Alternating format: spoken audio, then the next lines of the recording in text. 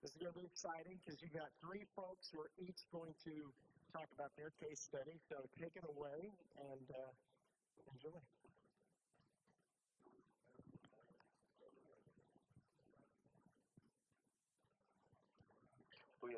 Can you hear us okay? My team is supportably just say, here comes the monkey. So, it's a behind the compliment, I think. Yeah. Hello, London. How are you? Good to be here. I'm Greg Spicer. I'm a co-founder and CRO at Ostrich Cyber-Risk. And we offer cyber risk program management application, a lot of what you're hearing about today. But what's more exciting is this panel, because we know that it's late in the day and you are tired. So we're going to liven this thing up. I'm not going to sing for you, but I have some really amazing guests here who are going to introduce themselves and then talk about using FAIR in a real-life example from somebody who's very experienced and a team that's very experienced to somebody maybe just getting started in this. So there's been a lot of information today. And hopefully you haven't been overwhelmed, and we're here today at this panel to try to maybe clarify some things for you. So with that, introduction. That's great. So my name is Bob Morse. I'm from Mastercard. I lead a security and operational resilience second line risk team at group level globally at Mastercard. I sit on the FAIR Standards Committee. I'm also on the Standards Committee of the Cyber Risk Institute. But as you'll see today, my main back into this is that I've been 16 years as a risk manager, starting with qualification, completely going away from it, got my calling pens out, and then had epiphany about 5-6 years ago when I discovered the FAIR methodology of a simple way of putting numbers to it, and I haven't looked back since then. And had scaled a team up to about 14 people all at one stage as a first-line function to build out a security and operational risk assessment group. But they inevitably took away from me, and I'm now all team until as a little anyone. So it's been a fantastic journey we'll get into. I'm Oliver Bodger. I'm Security Risk Officer at Virgin Media O2. Very much getting started on the FAIR journey. I've been with the company for coming up to 3 years. Prior to that, my background was in military law enforcement, and I did a stint doing physical security management of critical infrastructure for a water company. For me, risk has been a bit of a journey. I joined Virgin Media as it was merging with O2. It was three completely different systems that everyone was trying to align. Everyone had their own idea of how to manage risk. And really now we are still in a position where we need to kind of align, the whole business needs to align with a particular risk model.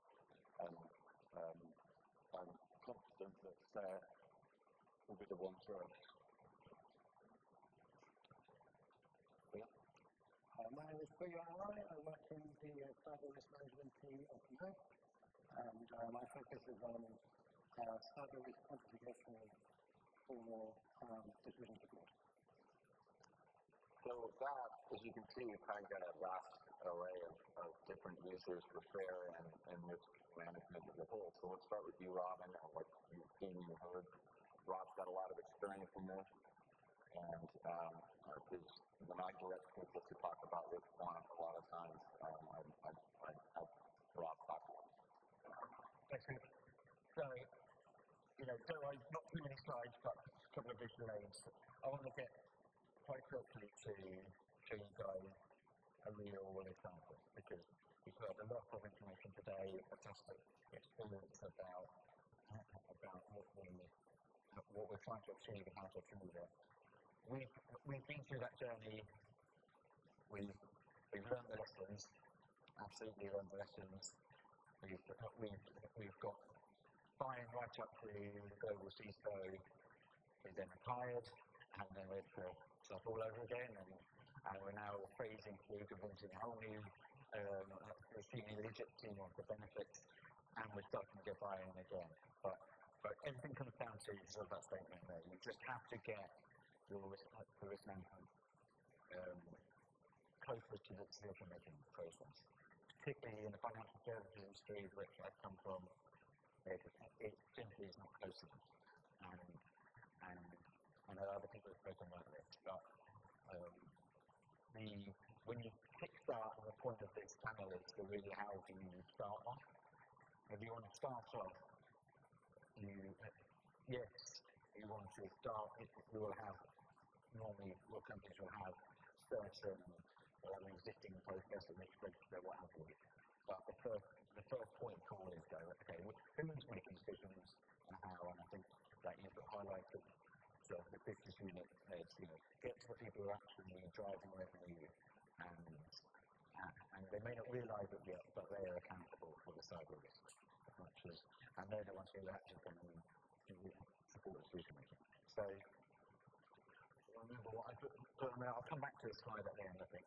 I do want to sort of pull through three things. So we've got basically three use cases that I propose that you can kickstart your fair journey with. One, as I said, you're probably starting point is probably like a risk register with encryption risk on it and vulnerability management risk and so on. And so, okay, on one hand you can go, that's rubbish. That isn't a proper well-defined risk scenario. I've done the training, Bernie's taken me through it, it's great. But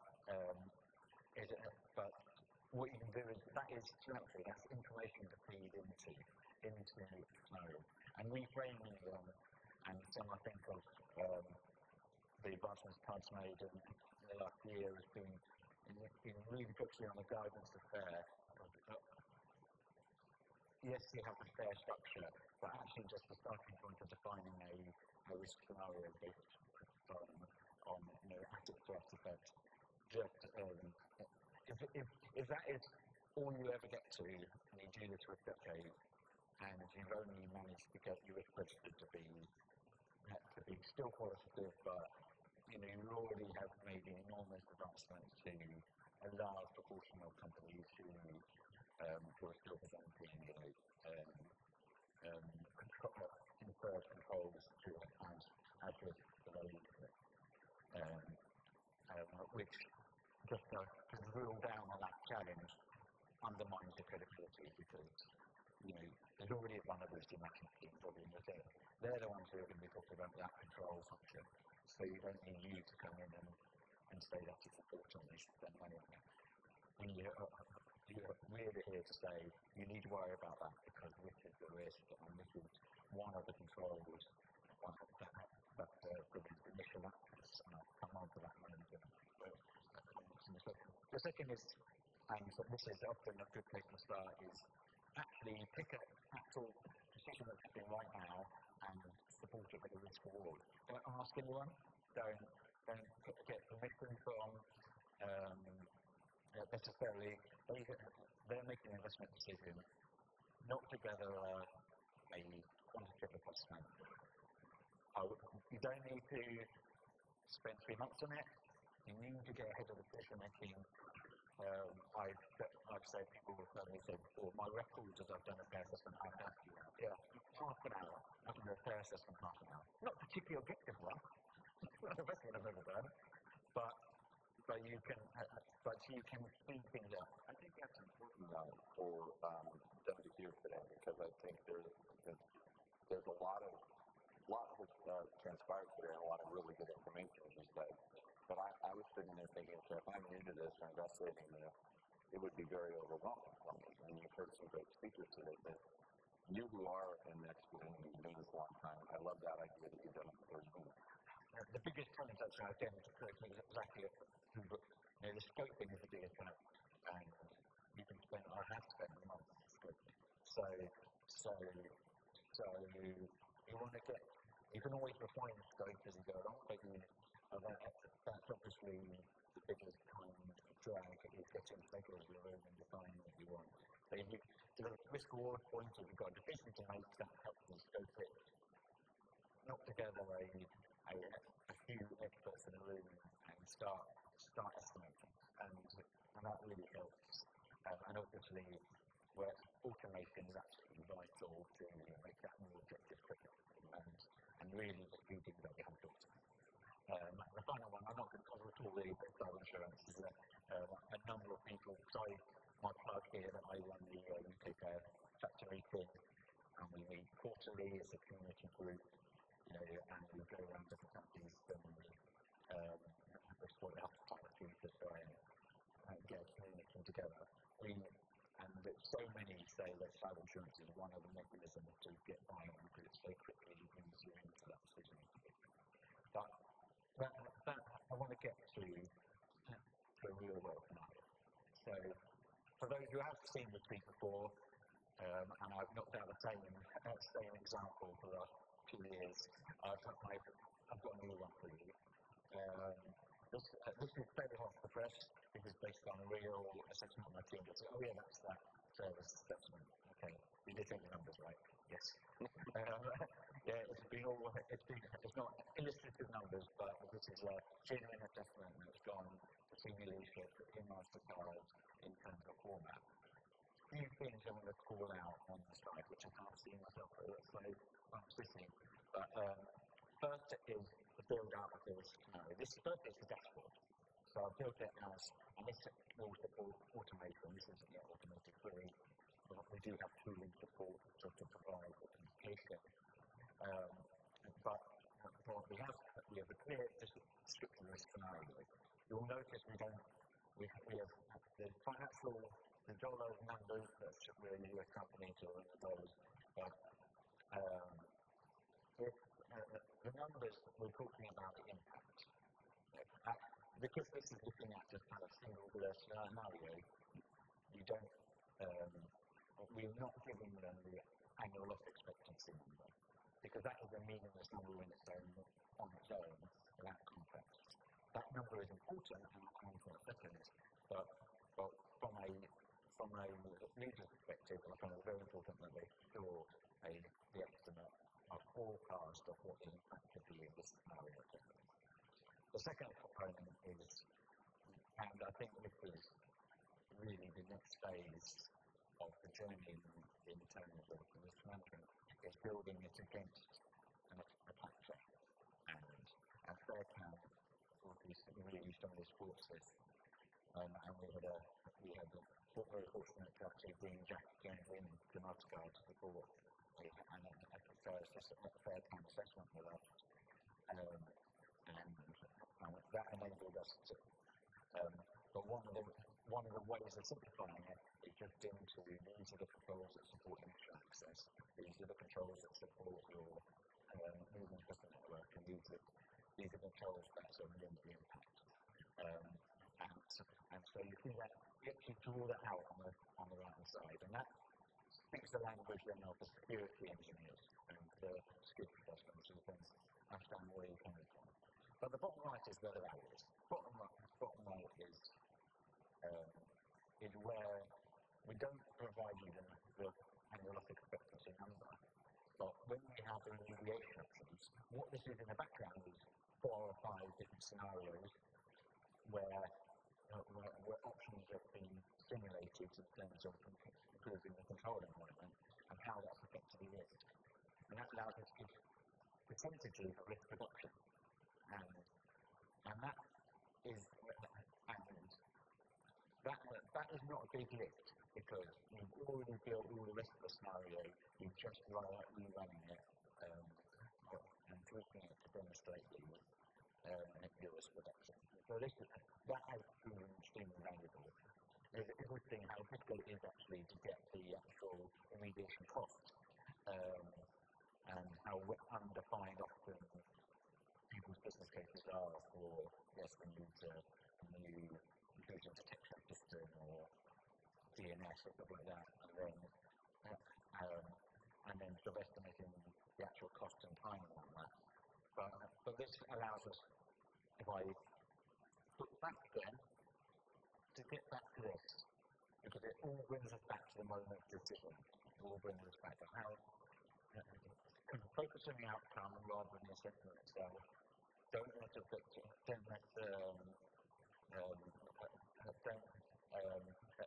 be the enemy of good enough. And think of scenarios that are sufficiently high level to be useful. Don't be the perfect risk assessment on a tiny, a one technical asset. You want to keep at that sort of business unit level, and then you'll be okay with it. Right. Good stuff. Pooya. Now, what's nice about this is, again, you're getting, hopefully, you will see that there's a different take in, large organizations. There's different approaches where obviously the commonality is using care, right, in this whole discussion. So I know Pooya have a different story to tell, and let's hear it. I think I'm going to have to start because there is one. So I'm going to talk about attack chain, following up from the seamless link here in the presentation. But I want to start with my favorite quote from the threat training program, because I think this is an excellent way of demonstrating the problem that we all have as practitioners, that we use the word risk. Different people use the word risk to mean different things in the same company, and the first thing that we have is not to talk across companies with each other. So we have a register of our first scenarios, but the reality is that on a day-to-day basis, our bread and butter work is focusing on the things that are within our control. And those are the vulnerabilities that we can manage. And like many companies, those also exist in two different forms. There's the risk register, the stuff that's raised manually, the vulnerabilities that cut across people, process, and technology, and we have hundreds of those. We also have what we call an issues register. These are more technical vulnerabilities that are scanned automatically, and those run into thousands. And we need to find a quick and pragmatic way of pulling all of these things together. So tens of scenarios, hundreds of risks, and thousands of issues. And we use the attack chain concept to do this. And you'll recognize this as very suspiciously like MITRE with two qualifications. First, we're only displaying 5 elements. The other 11 elements are rolled up into one of these. And secondly, we change the very last one. If you're familiar with what MITRE is, you know that the last element is called impact. Now, the problem with that is that it suggests that nothing happens until we get to the end of the chain. Well, actually, in reality, that's not true. If we have an intrusion on our estate, that's an issue, that's a problem. And it's an incident, and we need to deal with it. If somebody has escalated privileges, that's a problem, and we need to deal with it. So there's actually impact across the chain, so we rename the last element. The link with risks is that each risk has a part of its assessment, an estimate of the likelihood of exploitation. Each risk is also mapped against a control category, and by mapping control categories against the attack chain element, we can roll up the cumulative likelihood of each attack chain element happening from those risks. The link with issues is actually more straightforward because our automatic scanning tool automatically assigns a MITRE chain element for each issue. So that rolls up nicely as well. And the link with scenarios is that attack chain is basically the loss event frequency unpacked. Loss event frequency is a single number that represents somebody gaining initial access all the way through to action on objectives. All we're doing here is unpacking it into stages, which then allows us a framework for hanging off risks and issues as well. And this is what it looks like in practice. Now, I've done two things here. I've put in dummy numbers, and I've also put in a deliberate error, just to see how many people will be following.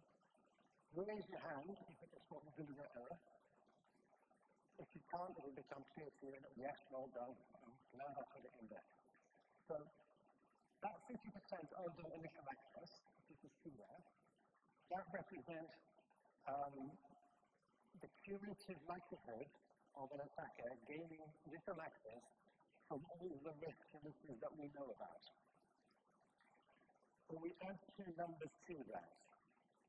We also add, again, dummy numbers, 20% represents the unknown risk indices that we know are out there, but we just haven't found them yet. But we also allow for the possibility that even if we have full visibility of everything and we can fix everything, a determined attacker can still get in maybe once every 10 years. So that's the 10%. So if we combine those, if we add those together, we have an annual likelihood of initial access of 80%. Dummy numbers. Somebody has initial access. I've used the same numbers all the way across. So the cumulative likelihood of somebody gaining initial access and then also having estimated privileges is 80% times 80%. That gives you your 64%. And all the way through to the end, maximum rejected, is 33%. This model then, by then interrogating this, just reveals us some simple questions. Where is the risk spread across our estate? Is it coming from risks or is it coming from issues? What are the top 10 risks? What are the top 10 issues? What could we do about that? That represents a long list of options. And then from that, what can we pragmatically do about it? And that then becomes prioritizations and a strategy going forward. Now, these are simple questions, but they're actually quite hard to ask because they involve trade-off. Because if you commit to fixing this, it means you're not going to fix that. And if you commit to fixing that, it means you're not going to fix this. And that is a difficult discussion to have. So what I hope this demonstrates is how a fair framework, to the point that was made earlier, that Saki made earlier, it's much more powerful than just a CRT reporting tool. It's actually a decision support tool by facilitating discussions that might not otherwise even take place. Say that too, that's the idea of the decision making. Once you start having that business discussion, right, you're not talking about controls, you're not talking about 2FA or MFA or anything like that, you're talking about a business case and what the financial impact of that will be. Obviously, that's what there is. But what we hear a lot is that changes the whole conversation, whether you're in risk management or you're a CISO. It's giving you the ability, and many of you can say this, whether it's at the board level, at the C level, or any important aspect of the business, it's about the business decision. And that's what I think is so exciting when we start doing these things with our clients, because it's not only about cyber security, but it's actually a business, part of the business that otherwise maybe the infosec team or the risk team doesn't get to be a part of. So that's what's really encouraging. By hearing you say that is very much validation of that. Oliver, okay, now I take that one back on that so I can see my slide up there.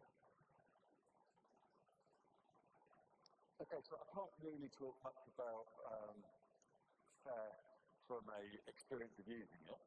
I can talk about what we're doing now and where we'd like to get to in the future. So at the moment we've got a very, very manual process. Pooja talked about list registers, issued registers. We've got all of that. We manage risk using a flat model and a thematic approach. So literally every time someone had probably what was an issue, they would contact me and I would put a risk on a risk register for them. And I thought that was me being a good risk manager by literally just taking everyone's risks on board, finding a mitigation plan for it, and hoping that it was going to go away at some point. short time after I joined, we had a new CEO who came to the company. Sorry, actually, a new security director came to the company, and I had a meet and greet with him and told him a little bit about what I did. And he said to me, the risk of risk is risk. And I had absolutely no idea what he meant. Anyway, fast forward 6 months, and the penny dropped. What was happening in the business was people were having audit findings, or they were anticipating an audit and failing an audit. So what they would do is they would call me because I'm the guy who wants, I thought, the more risks I put on my register, that shows that I'm being effective. So they call me, can you raise the risk for this? Yeah, no problem, get it on there. How much do you think this risk is worth? Ooh, 10 million maybe. Okay, help them, put it on, and they have their audit, and they forget all about it. And 3 months later, I'm trying to make contact with these people to say, right, what are we doing about this risk? Suddenly, it's no problem. They've all forgotten about it. They're happy, they passed their audit. They'll say, I can't mitigate it, so I shouldn't really be the risk owner. And I ended up with all these risks that no one wanted to deal with, but literally the buck was passed to me through my own fault, I'm sure, through my own lack of experience. And it dawned on me that what my boss said was, the risk of risk is risk. People were creating risks, sticking them on my risk register, forgetting about them, but it doesn't go away just because it's on my risk register. The risk is still there, but it's just the problem's been passed. So if they continue to put on the risk register, they can move on and worry about the next thing.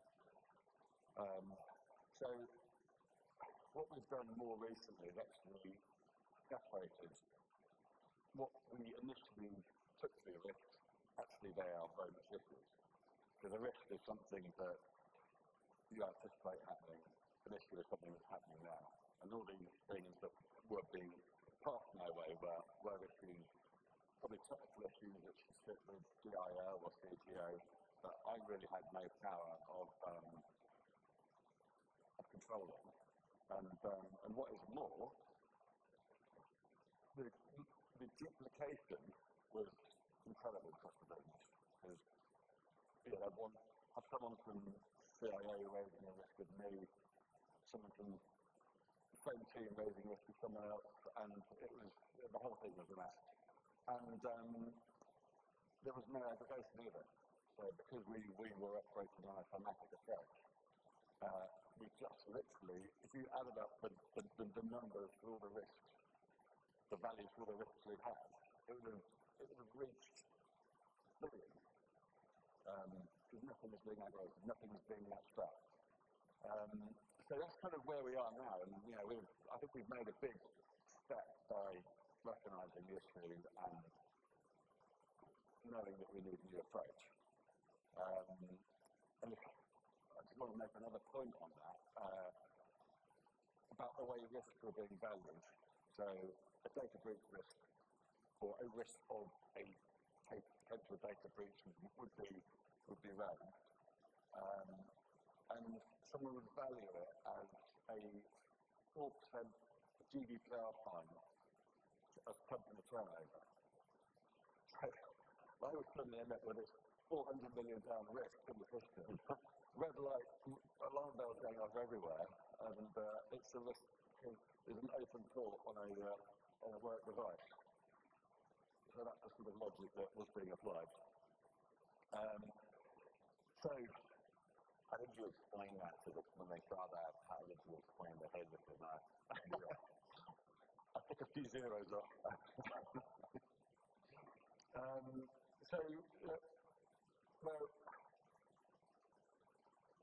Where we're sort of aiming for is to be able to provide shareholders and the board with a decent, in our risk meetings, our quarterly risk meetings with the board, to be able to provide them with a decent, realistic risk valuation. At the moment, we go to them with the top 3 risks that never really change. TFA is always going to be a risk, just not in the telecoms industry, it's the Telecom Security Act. It's like GDPR on steroids. And that's always going to go up risk. No getting away from it. But we're going to the shareholders with potential risk, and there's no movement on the needle. We can't ever demonstrate that risk is going from 500 million down to a high priority risk down to like a medium risk. Because to move the needle from red to amber would mean taking so many noughts off the actual figure that nothing ever changes. So we need to be in a position where we can provide live, up-to-date data, not just the initial impact that someone said it was worth in the first place for risk. And you can mitigate that as much as you want, but that figure is just not really, that needle's not going to move. So the real-time data input and data-driven prioritising for budgeting as well. And our CISO is crying out to know where to invest our budget. And she doesn't know. We can't say exactly where that money needs to go. So that's another thing that we are hoping to get from the FAIR model. And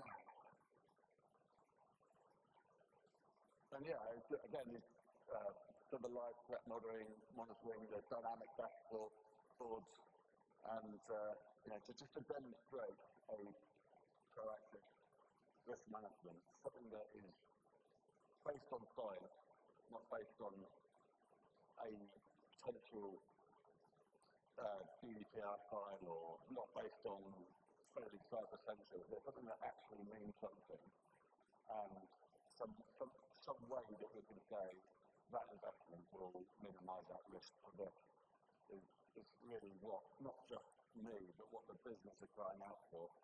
And I'm confident we've got the right people in place. We're just lacking the tooling and the know-how at the moment. But I'm confident that we can get there very soon.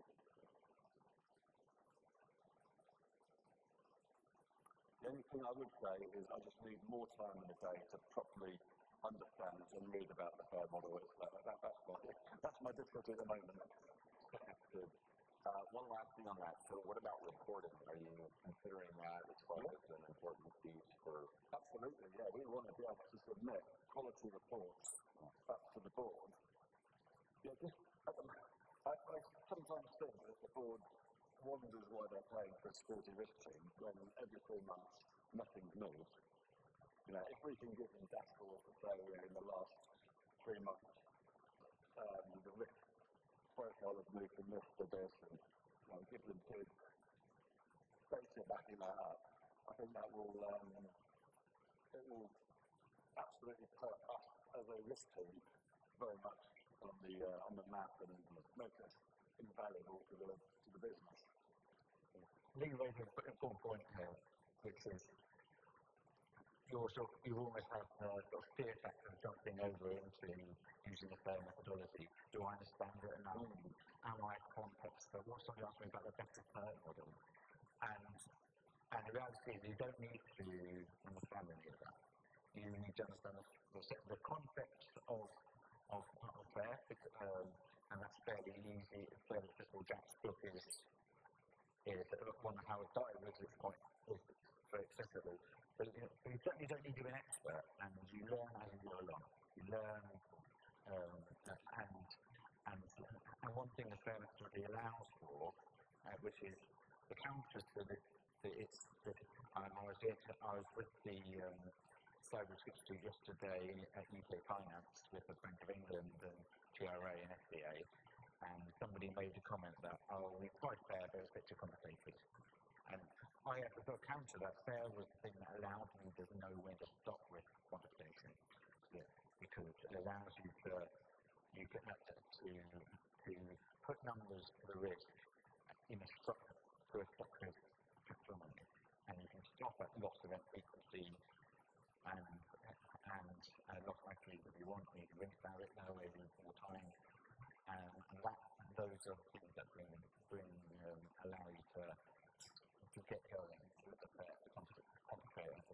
I know we're running out of time yet, but I just think we're going to open up the questions. But I want to affirm what you're saying there, is that as the more mature the smarter I get with understanding fair, the more simpler I think people can use it. Meaning that, like Rob said, loss event frequency, loss event magnitude. I mean, that's the place to start. And I know some of you out there are experienced, but others of you just investigating this, where should we go, how should we do this? And that's the point that is really critical in this, is no matter where you are on the spectrum, like Rob said, he's done a scenario in 30 minutes. And it's possible to get tremendous value out of using FAIR without having to boil the ocean or be a PhD in statistics. So I just wanted to say that. Yeah, terrific. Questions? Got a great group up here, different stages of their journey and all that. Got to have some questions? Yeah. Hi, Christopher at KPMG CRI. They're all different parts of your journey, but I think the interesting one I'd like to hear from you, and I hear this struggle a lot, is how tied your organisation to risk matrices and trying to wean them off this onto an off-exceedant curve or get the balance of both of them. I can definitely. My standard slide example of a sort of top-down fair assessment has a heat map on it, and in November at FairCon, that's exactly what I presented. My opening gambit was, and I'll add to it, if somebody wants, a colour-coded visualization, let them have it. You don't need to get rid of a heat map. That starts evolving away to some degree. We certainly have heat maps everywhere in Mastercard still. But that heat map is based on a well-defined. The risk then, you have, it says it's box 23, that is then meaningless information, was before, was after, is now. But then you have this is backed by, what that means is that this is a $20 to $40 million offer then, and blah blah blah. So that's one of the key ways that we started, and we didn't quantify straight away. We just started building real world scenarios.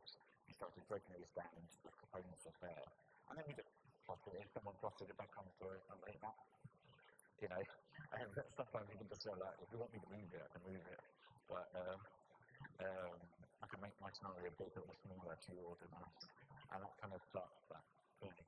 Yeah, I think heat maps are a great tool to show as a graphic on a report for someone who doesn't want to read all the detail, who just wants to get a deduction, for example, who just wants to look back where the risks sit. That's what I want to know. As long as it can be backed up with data, if you ask me. But my previous company as well, plotting something on a heat map is just so subjective. It might have meant something to the end user because they thought it was backed by science, but it really wasn't. It was group discussion, what do you think? Yeah, that'll do. And Sorry, just to illustrate how mad the heat maps are for those of you who have seen it, and Tom here will be laughing because he'll know what I'm about to say, which is Mastercard had a tiny little dot on the heat map that said that the impact was over a 3-year time horizon. And so obviously we're annualising things in FAIR. So I had really great analysts in my team, and one of them spent way too long trying to kind of divide every risk by 3 to try and, because all I'd asked him was create some kind of defendable spreadsheet that was going to plot this back up to heat map. 3 months later, it comes back with this big model. So it's 33.3, it's and it all just highlighted how crazy the approach is. But as you say, in my industry, they are, if you actually put it in front of the regulator, they're actually not risk register, they're actually going to go regulate that. And second, So if they want it, and they've quoted somebody else, I can't remember what company it was, if people want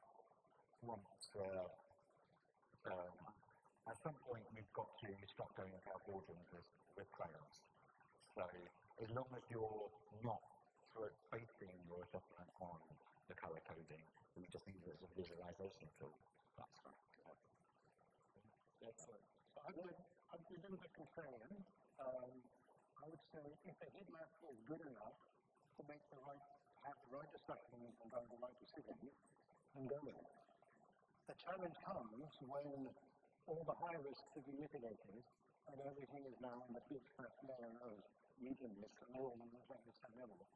And then you've got to either have a much more detailed heat map or a different approach.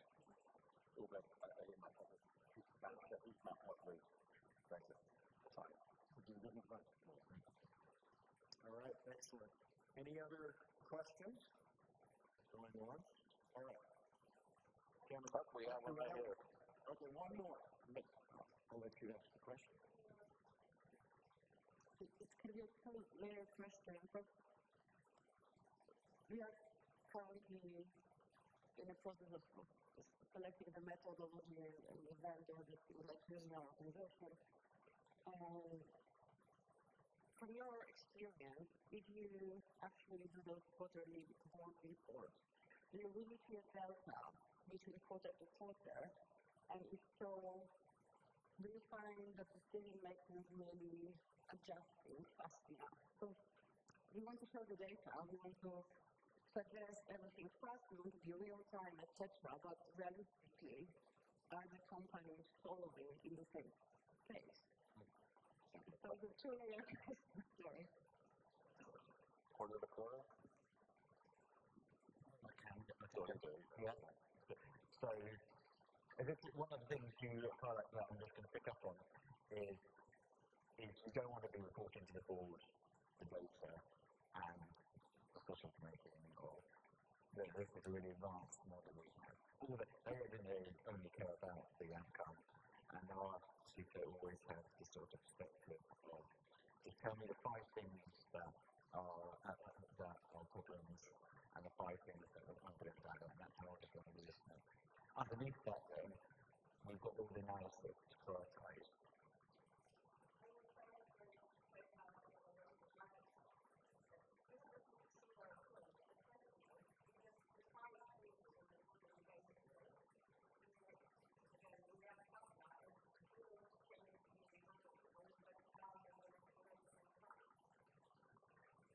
Yeah, I think we need to, this is where you need to, where if you're quantifying it, you can then show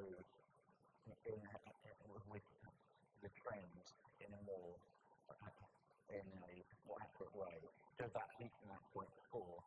So they've got 5 risks for global international company like Mastercard. We're running critical infrastructure in like 70 different countries. They're all going to be low probability, high impact events that we're telling the board. So they're all going to be on the rating scale. But they just don't move enough in the box to make it. But if you can measure it in terms of velocity, in terms of this is the mitigation, the risk is reducing, we can underneath it, you can see the risk is going down quantitatively, but it ends up with like an arrow on your hit map. But then you can not start measuring it. I can't say we've perfectly done this yet, but you can then start start reporting out the percentage of risk reduction. How quickly you automatic remediation different companies respond differently. Gentlemen, thank you very much.